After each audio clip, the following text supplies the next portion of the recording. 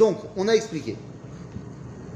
La raison première de la fête de Rosh Hashanah, et je n'ai pas dit la seule, mais la raison première de la fête de Rosh Hashanah, c'est la fin de l'esclavage de nos ancêtres en Égypte. C'est le début de tout le processus qui va s'appeler la sortie d'Égypte. Suite à cela, on va sonner du shofar. La halakha de Rosh Hashanah est de sonner du shofar. D'où on apprend qu'on sonne du shofar à Rosh Hashanah, du Talmud, dans le traité de Rosh Hashanah, qui nous explique qu'on apprend la sonnerie du shofar de Rosh Hashanah de la sonnerie du shofar au Yovel. Et cette sonnerie du shofar au Yovel avait pour but d'annoncer la libération de tous les esclaves. Donc tout est lié. Pourquoi il y a marque-loquette? Il n'y a pas marque-loquette. Parce que tout ce que je viens de vous dire maintenant, dans le premier cours, il y a zéro marque-loquette dessus. C'est pas un truc de sioniste, pas sioniste. C'est juste, oui, c'est juste qu'on n'a pas l'habitude d'entendre ça, parce que, et pour des raisons qui des fois m'échappent, on a préféré se concentrer sur le côté, c'est la création, c'est spirituel, c'est un renouveau intérieur, et tout est vrai. Mais pourquoi est-ce que moi je mets l'accent sur la raison historique? Pour une raison simple. Tu ne peux pas avoir un travail intérieur de renouveau personnel si tu n'es pas libre. Le point de départ de tout travail personnel, c'est le fait que tu puisses avoir de l'autonomie. Donc ça, c'est le point de départ. D'accord? Et ce sont donc les premières sonneries du shofar. C'est l'échappeur. C'est l'échappeur, mais pour l'échappeur, il faut pouvoir avoir l'opportunité de le faire. Donc les amis, les premières sonneries du shofar, alors vous savez que le shofar, on va le sonner plusieurs fois dans Rosh Hashanah. On va sonner la première série de sonneries, c'est quand? C'est avant Moussaf. Juste après la lecture de la Torah, on fait les 30 premières sonneries. D'accord? La Chazara de... Alors, deux secondes. Il y a les 30 premières sonneries. Dans quelle situation corporelle vous êtes pendant les premières sonneries? Debout. T'es debout? Bon, ça dépend. Debout, il y a une discussion entre ceux qui sont assis. Toi? Moi, je suis debout. Toi, t'es debout. Il y a des cléros qu'on doit écouter assis, il y en a d'autres qui doivent... Exactement. Les premières, assis. Comment elle s'appelle cette tkiyot-là dans le Shulchan Aruch? Tkiyot de Miyoshev. C'est-à-dire les tkiyot de ceux qui sont assis. Donc il faut être assis. Les Ashkenazim sont tout le temps debout. Mais en vrai, il faudrait être assis. Pourquoi il faut être assis? Parce que ces premières tkiyot, on a dit, elles servent à quoi? À te relever. Parce que quand tu es esclave, tu es assis. Tu ne peux pas te tenir debout sur tes idéaux, tu es esclave. Les premières sonneries sont là pour te libérer de l'esclavage. Ok? Alors vous allez me dire, effectivement, on a dit en fin de cours, il n'y a plus d'esclavage aujourd'hui. Ça y est, on n'est plus esclave, on est libre. Oui, mais on est encore esclave de nos pulsions, de nos pensées, de ça c'est pas possible, de machin, de trucs. Si on parle d'une libération totale à Rosh Hashanah, c'est ce que tu dois aussi penser au niveau individuel. Que tu es libre de faire tes choix, de faire le bien comme de faire le mal. Ok? Donc ça, c'est la première étape de Rosh Hashanah. Deuxième étape de Rosh Hashanah, qui vont correspondre donc aux deuxièmes sonneries. C'est quoi ces deuxièmes sonneries? Ce sont les sonneries de Moussaf. Que ce soit pendant le Lachash ou pendant la Chazara. C'est-à-dire les 30 sonneries dans le Lachash, dans la voix basse, et les 30 sonneries de Havot. À quoi elles servent celles-là? C'est plus pour me libérer, ça y est, je suis libre. C'est bon. Donc à quoi servent les deuxièmes sonneries, c'est-à-dire la deuxième partie de Rosh Hashanah? C'est quoi la prochaine étape? Ça y est, c'est plus l'événement historique maintenant. Qu'est-ce que je fais dans la deuxième étape de Rosh Hashanah? Je vous ai dit, tout à l'heure dans le premier cours, je vous ai dit, je conseille à tout le monde, et bien Maître, je vous conseille de le faire, de prendre le Marzor ce Shabbat et de regarder de quoi on parle. Parce que si tu regardes un petit peu de quoi tu parles pendant la Tfila de Rosh Hashanah, il y a un fil conducteur qui est très simple. C'est quoi le truc dont on parle à Rosh Hashanah? Libération. Excusez-moi. On parle très peu du jugement à Rosh Hashanah. On en parle, mais c'est pas le truc principal. Non, c'est de de mettre à quel jour le roi. Merci. Le principal événement, élément de la tfila de Rosh Hashanah, c'est l'amlir et Akadosh Baruch Hu. Proclamer la royauté divine. Dire que Dieu faut. Melech Là, on dit pas pendant tout de Rosh Hashanah. à Rosh Hashanah. À Rosh Hashanah aussi? Je crois pas. Mais enfin bon, c'est ça. Rosh Hashanah, c'est le moment où on va pas arrêter de parler de Dieu comme étant Melech. C'est-à-dire, on change dans la Mida, on dit Baruch Ata Hashem Melech HaKadosh. C'est-à-dire, Melech HaMishpat. Donc ça veut dire que Rosh Hashanah, c'est le moment où on est Mamlich et HaKadosh Baruch.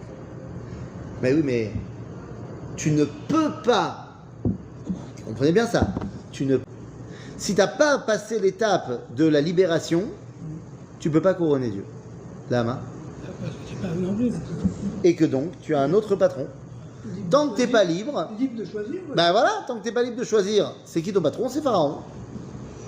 Donc tant que c'est Pharaon ton patron, tu ne peux pas faire de Dieu ton patron. Donc il faut d'abord se libérer pour pouvoir se mettre debout. Tu as entendu les premières sonneries, tu t'es levé comme un seul homme. Et là, tu proclames, j'ai choisi mon nouveau patron, c'est Dieu. Et tu es resté assis pendant les 30 premières. Pourquoi tu es resté assis? Parce que tu étais esclave. T'étais esclave. Ces sonneries-là sont là pour te libérer. Et donc je me lève, ça y est, c'est bon. Je suis plus un esclave. Et je me lève, et je vais faire quoi maintenant? Couronner un Kadosh Baruch. Alors vous allez me dire, ok, ça rentre dans le texte, mais quel rapport avec les deuxièmes sonneries? Pourquoi est-ce que tu me dis que couronner un Kadosh Baruch Hu, ça passe par des sonneries du chauffard? Non, mais première, c'est peut-être une voie individuelle. Les premières, on a dit, c'est pour se libérer. Non, je parle La que tu es captation. debout. Quand pendant la Mida, c'est parce que tu es individuellement, tu es devant Hachem. Nous. Et les deuxièmes, C'est quoi les deuxièmes? les troisièmes quand tu fais la... pendant Ah, la Chazara. C'est le cas entier qui est bon. C'est Ouais, moi je fais pas de différence entre la Chazara et la Hamida. Et pourtant, Non, je fais pas très de différence parce qu'il n'y a pas de différence en fait. C'est la même Hamida. pour ceux qui connaissent pas la... Donc tu es en train de me dire justement. Donc on a fait la Chazara pour les Hamaratzot. Donc Ouais. Nbaya. Donc ça veut dire que c'est pas un changement en soi. C'est pas intrinsèque qu'il y ait une différence entre le Lachash et la Chazara. La Chazara a été mise en place pour les gens qui savent pas lire. Et pourtant, il y a une importance. Non mais c'est d'importance. Mais il n'y a pas une importance, il n'y a pas un changement d'essence. Il n'y a rien de C'est-à-dire donc. Mais il y a une chose que tu ne peux pas rendre quitte, Léon. Tu veux quoi? Il y a une chose que tu ne peux pas, que Jad Sibour, il ne peut pas rendre quitte, Léon. Maudit. C'est que la personne qui fait. C'est pour ça qu'il y a un motif de Rabbanan. Moi, je soutiens du contexte, ça va. Non, mais c'est surtout que c'est l'onachon. C'est-à-dire que si le mec ne connaît pas Modim de Rabbanan, le Shaler Tzibour, il a quand même fait Modim. Et il a fait la mitzvah et il y a Tzatali de Chova. C'est juste Pourquoi nous, tout le monde doit dire, Mais- parce que à ce moment-là, il n'a pas la possibilité. Mais si, il a la possibilité. Au Shaliach, Bien sûr qu'il a la il n'a possibilité. pas la possibilité à Maharetz de le rendre quitte de la mitzvah. Mais bien sûr que si. Mais bien sûr que si. Il ne sait pas ce que c'est. Mais c'est vrai, c'est pas ce que c'est. Il ne sait pas ce que c'est dans Maharetz. Il va répondre à Modim pour le fait que c'est quelque chose qui est personnel, c'est obligé de Mais dire. Amaharet, ça veut pas dire qu'il est bête, le mec. Il est bête. Donc il peut pas comprendre qu'il faut remercier Dieu. Mais s'il arrive à comprendre, il faut qu'il. Mais il sait pas lire. Voilà. Il sait pas lire. Il sait pas faire la tfila. Pourquoi est-ce que toutes les autres brachot, il comprend et donc il peut être quitte, mais celui-là non. Le fait que nous on dise le modim, c'est parce que dans la Gemara, il y a deux nusraot. Parce que comme dans la Gemara, le modim, les Anshek Neset Agdola, ils ont mis deux versions différentes, et que ça vient des Anshek Neset Agdola, donc on veut dire les deux. Donc comme on veut dire les deux, on peut pas dire les deux. Donc dans la voix basse, on dit un Moussar, et dans la vôtre, on dit un autre Moussar, pour dire qu'on a dit les deux. Ça donne? Top, Rabotai. Quel rapport entre le fait que je couronne à Kadosh Baruch Hu et le son du chauffard? Bien, c'est très simple. Dans le Tanakh, on sonne du chauffard à plusieurs moments. On a dit pour libérer les esclaves, mais il y a un autre moment où on sonne du chauffard. Au moment des victoires. Au moment des victoires, c'est pas que du chauffard, c'est chauffard vechatzotzot. Et là, כן, וביום שמחתכם ובמועדיכם ותקעתם Bachatzot Serot. C'est-à-dire, donc c'est pas que le chauffard. Et là, Pour le Yovel. Yovel, on a dit, ça c'est la première étape. Et également quand on couronnait les rois. Quand on couronne un roi dans le Tanakh, on le met dans le mikvé, on lui met de l'huile sur la tête, on sonne du chauffard et on dit Yehi Amelech Shlomo. Donc, dans le Tanakh, c'est comme ça qu'on couronnait les rois. On sonne du chauffard. Donc pourquoi nous on sonne du chauffard à Rosh Hashanah? Parce que c'est comme ça qu'on couronne les rois. Et on veut couronner qui? Akadosh Baruch Hu. C'est le mode Pachout. Donc les deuxièmes sonneries du chauffard, c'est-à-dire Malchuyot, Zichronot, Veshofarot, elles sont là pourquoi? La Amlich est Akadosh Baruch Hu. Alors pourquoi c'est divisé en trois? Pourquoi il y a Malchuyot, Zichronot, Veshofarot? Masipo. Chaque étape est importante. Oui, mais en quoi? La première étape, c'est Baruch Ata Hashem, Melech al Kol Haaretz. Ok? Qui peut le couronner? Un homme libre. Un homme libre. Mais c'est là on s'est élevé et on est devenu Am Israël. C'est Am Israël qui est libre. Et Am Israël couronne Akadosh Baruch Hu. De quel droit Am Israël fait ça? Zichronot, Baruch Ata Hashem, Zocher, Aberit. C'est-à-dire que Akadosh Baruch Hu a contracté avec nous une alliance. Donc c'est pour ça qu'on est légitime pour couronner Akadosh Baruch Hu. Et fort de cette alliance-là, on peut dire Baruch Ata Hashem, Shomea Kol Troat Amo Israël Berachamim. C'est-à-dire parce qu'il y a cette alliance et parce que je l'ai couronné, alors peut arriver le dîme. Tant que j'ai pas fait de Dieu mon patron, il peut pas me juger. Vous m'avez parlé tout à l'heure de Rosh Hashanah comme étant Yom Hadin. C'est Nachon.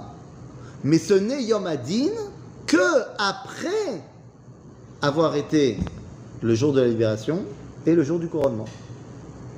Parce que tant que j'ai pas décidé que Dieu c'était mon patron, il peut pas me juger. Ah, j'ai une question. Oui. Pour tous les juifs qui sont. Pour tous les juifs Qui qui dépendent sont pas. pas pratiquants, Qui ne dépendent pas de Dieu. qui n'ont pas donné leur. Qui n'ont pas. Comment dire. Acceptation. Qui n'ont pas Ils n'ont pas accepté. conscience, ils n'ont pas accepté, ils n'ont pas. Comment tu vas dire que il y a pourtant on sait que le Yom Hadin, il est aussi sur ces juifs-là, il est véritable sur le monde entier, mais il est aussi sur ces juifs-là. Très bonne question à laquelle je vais répondre sans vous faire rire. Sans vous faire rire. Mon ami, halakha. Dieu il respecte la halakha? Dieu il respecte la halakha. Oui, il respecte la halakha. Le Shabbat c'est obligatoire? Le Shabbat c'est obligatoire? Bien. Si on ne fait pas le Shabbat, on va se faire juger. Ça? Donc, je ne sais pas, mais ça dépend si c'était de Shogeg, de Mézise. On est d'accord? Ça? Dis-moi, est-ce que quelqu'un qui est mort, il est mort? Non, ne pas avoir respecté Shabbat, c'est ça que je veux dire. Ah non, c'est pas ce que je veux dire. Quelqu'un qui ne fait pas Shabbat. Parce que quand il avait 2 ans, ses parents ils l'ont mis dans un couvent parce que c'était la guerre et qu'il y avait les nazis. Et il a été caché là-bas chez les bonnes sœurs. Et après, il est devenu un bon chrétien. Il a été adopté par une famille chrétienne. Et à 30 ans, au travers d'une discussion, machin, il retrouve ses origines juives. Et il veut revenir au judaïsme. Il fait tchouva, machin. Excuse-moi. Quand il faisait pas Shabbat, il était coupable? Lui non. Pourquoi non? Parce qu'il n'a pas appris le Shabbat. Ah, donc tu es en train de me dire que d'après la halakha, quelqu'un qui ne connaît pas, il est pas tour. Oui. Tu es d'accord avec moi? Oui, oui. Oui, mais qui n'a pas cherché à C'est la connaître? halakha. C'est la S'il n'a halakha. pas cherché à connaître. Il connaît pas, il sait pas. Non, Il sait pas. Il sait même pas qu'il y a un truc à savoir. Il sait qu'il y a des rois, Mais il sait même pas que ça lui parle, lui. Il est Chayav Khatat. Si c'est pas que Il est absolument pas Chayav Khatat. Absolument pas Chayav Khatat. Parce qu'il sait pas que c'est. Absolument pas Chayav Khatat. Chayav Khatat, c'est quand tu as transgressé Shabbat Beshogeg. C'est pas Beshogeg, Pas du tout. Pas du tout, c'est Anous. Et c'est même pas Anous. C'est Tinok Shinishba. C'est Kloum. Shogeg, ça veut dire que tu sais que c'est Shabbat, Ils ne sont pas concernés. tu sais que c'est assourd de le faire Shabbat, mais tu as oublié que c'était Shabbat. C'est-à-dire, tu as appris ce que c'est le Shabbat, tu as appris que Shabbat, on ne peut pas allumer la lumière, et tu veux respecter le Shabbat. Bon, il y a beaucoup de Juifs qui ne respectent pas Shabbat. Hein. Ils ont une idée de ce que c'est Shabbat, mais ils savent. Ils savent. De quoi? Ils ont appris le Shabbat. Ils n'ont pas appris le Shabbat. Bien fait, ils n'ont pas appris. Nous dit Rabbi Ishayahu Karelitz. Tu connais Rabbi Ishayahu Karelitz? Vous connaissez Rabbi Ishayahu Karelitz? Karelitz. Karelitz. Pas Karlin. Vous connaissez Rabbi Ishayahu Karelitz? Non. Mais bien sûr que si, vous le connaissez. On l'appelle plus communément par le nom du livre qu'il a écrit, Chazon Ish. Vous connaissez le Chazon Ish? Là, il avait un vrai prénom. Il s'appelait Rabbi Ishayahu Karelitz. Donc le Chazon Ish, qu'est-ce qu'il dit sur toute notre génération, les Chilonim, machin? Tinok Shenishba Ben Agoyim. Ils ont été éduqués depuis leur plus jeune âge sans la Torah. Mais ils ne savent pas. Donc ces gens-là, ils sont jugés à Rosh Hashanah. Et ils sont jugés comment? Bien fait. Donc ça veut dire, ça passe, allez, ça passe, tu peux pas savoir, tu sais pas, yallah.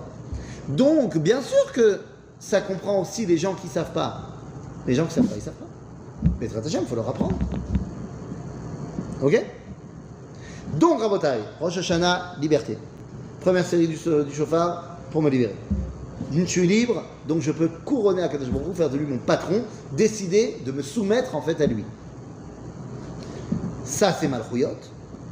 De quel droit je le couronne? Parce que Zichronot, parce qu'il a fait une brite avec moi, et donc, fort de ça, il va pouvoir commencer à me juger. Et c'est là qu'arrive la troisième étape. La troisième étape de Rosh Hashanah, Yom Hadin. Parce que vous avez bien compris que tant que je suis esclave et tant que je n'ai pas fait de lui mon patron, il n'y a pas de din. Ok? Donc arrive Yom Hadin. Femeod. Arrive Yom Hadin. Kol la kavod. Donc c'est Bemet Yom Hadin. Et sur quoi il me juge? Sur quoi il me juge? Alors moi je vous pose une question, la question elle est suivante. D'après ce que vous connaissez, que ce soit dans le droit international ou que ce soit dans le judaïsme, pour ça, ça marche partout pareil. Imagine quelqu'un, il a une affaire, il doit se présenter au tribunal. Vous pouvez imaginer le truc, le mec qui rentre dans le tribunal. Affaire numéro 352, Chaim n'a pas fait la bénédiction avant de manger un chewing-gum. Je prends exprès une avéra extrêmement dure.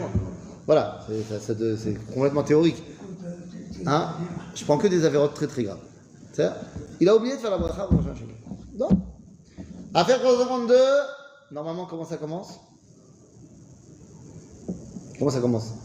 Et dans la halakha et dans les films. On dit le nom contre le nom.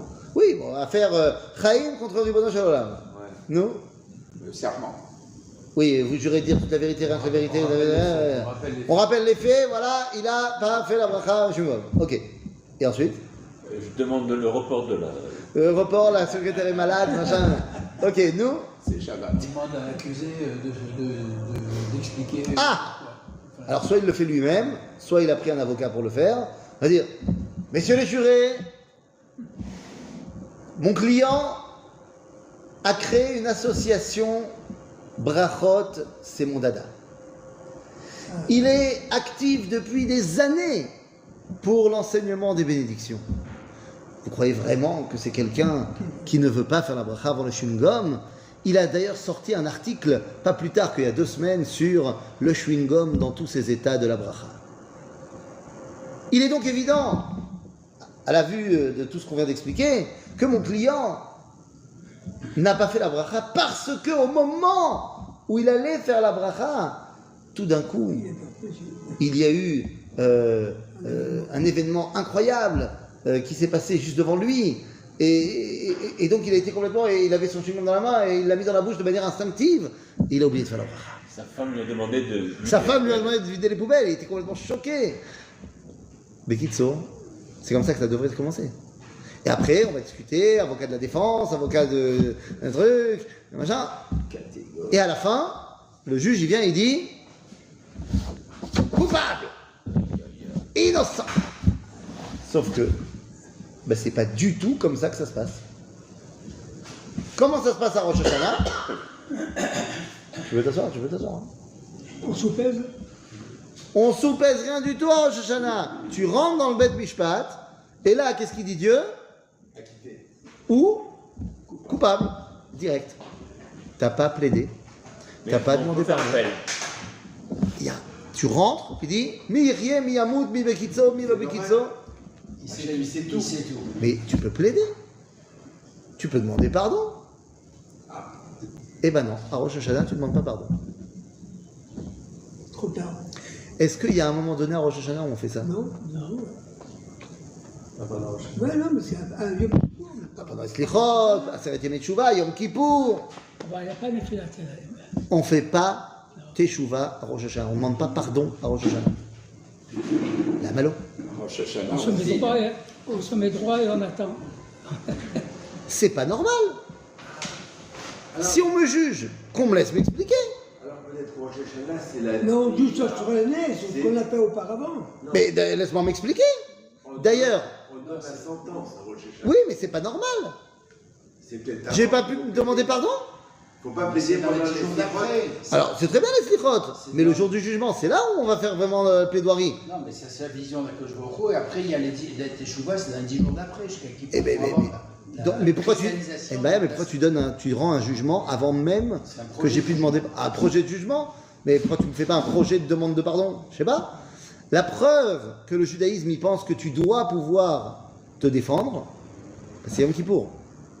C'est-à-dire que Yom Kippour, tu passes 5 tfilotes à demander al-khed. Et le jugement, il est quand? Année, là. À la fin.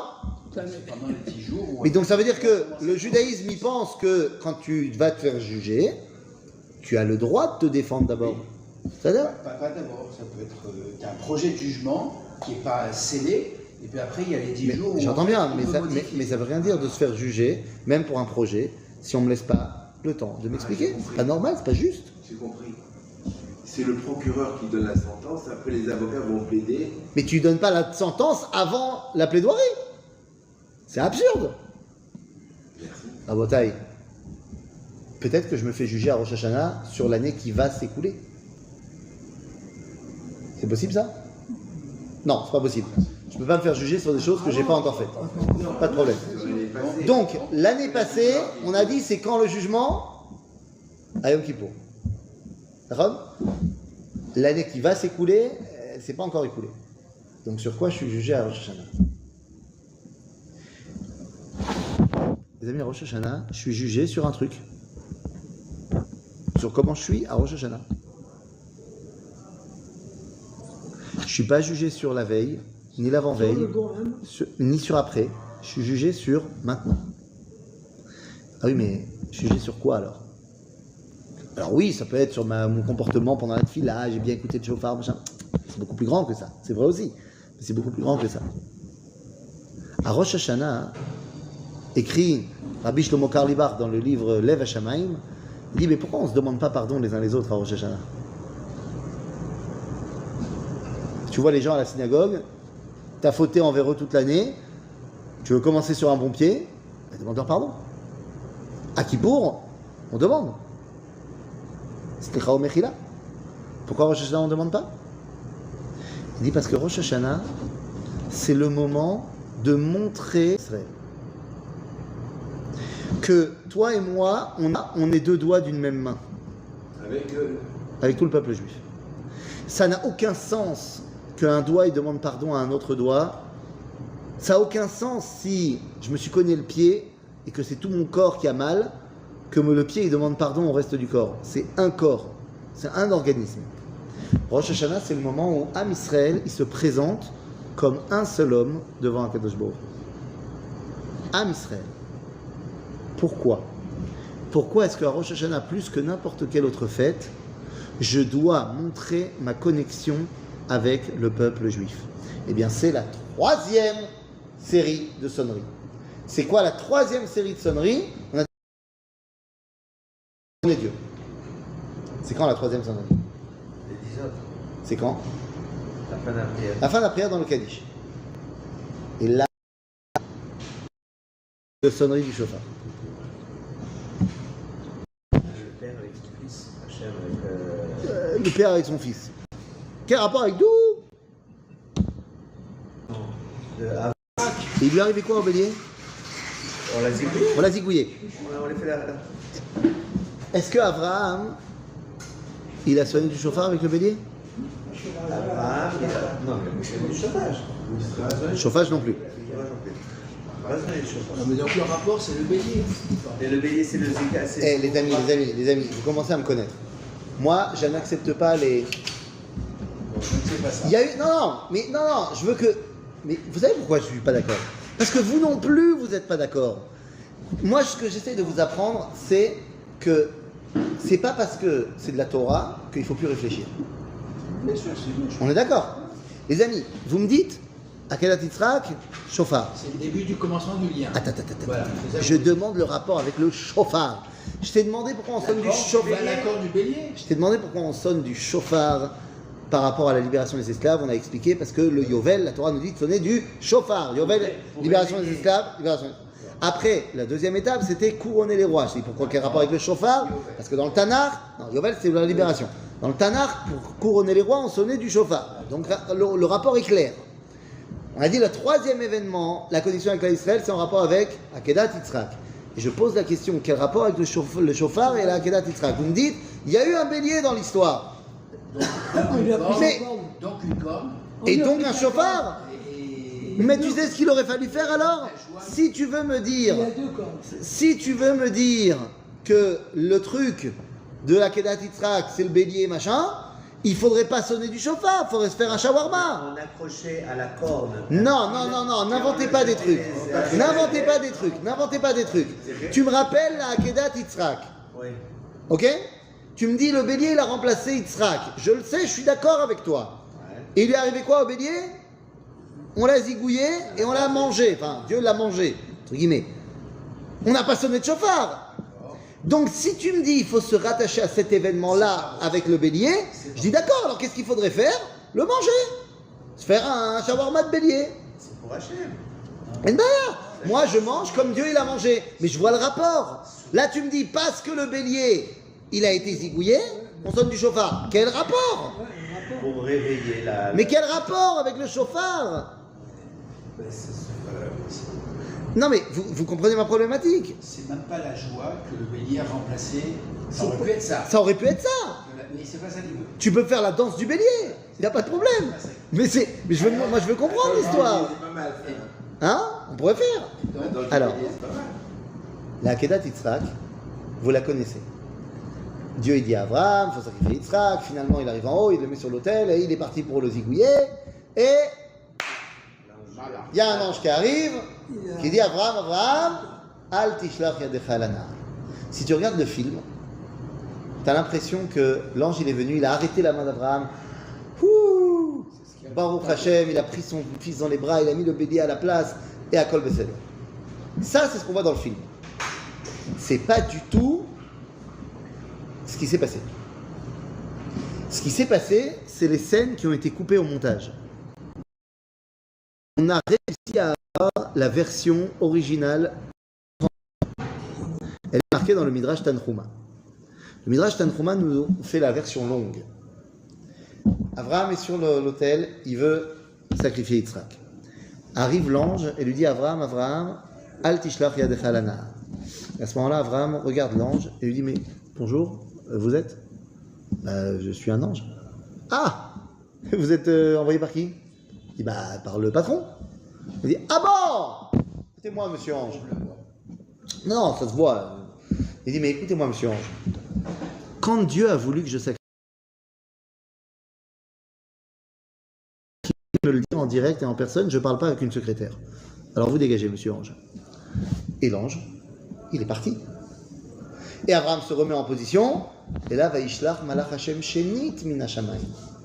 Il y a un deuxième ange qui arrive. Alors j'imagine que dans le couloir des anges, il y en a un qui est remonté, l'autre qui est en train de descendre. Il dit, oh, il est chaud en bas, tu vois. Et le deuxième, il descend. Il dit, Shalom, ouais, bon, ange, ouais, oui, c'est ça. Écoute, t'as vu ton pote? Pareil, ça dégage. S'il veut, qu'il vienne en personne. Et là, à ce moment-là, Kadosh Baruch Hu, il décide de venir en personne. Et Abraham lui dit, Ribono shel olam, je te jure, je bouge pas d'ici tant que j'ai pas dit ce que j'ai à dire.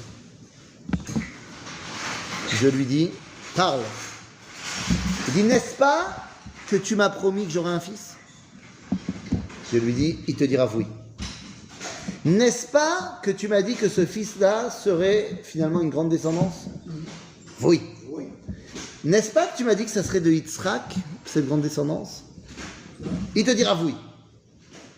Alors dis-moi Dieu, quand tu m'as dit de sacrifier Yitzhak, est-ce que j'avais pas toutes les raisons du monde d'argumenter avec toi et de te dire mais enfin tu m'avais promis, ça se fait pas, machin, nanana. Dieu lui dit ouais effectivement. Et j'ai rien dit. Je me suis contrôlé et j'ai fait ta volonté. Dieu lui dit non. Alors écoute-moi bien Dieu.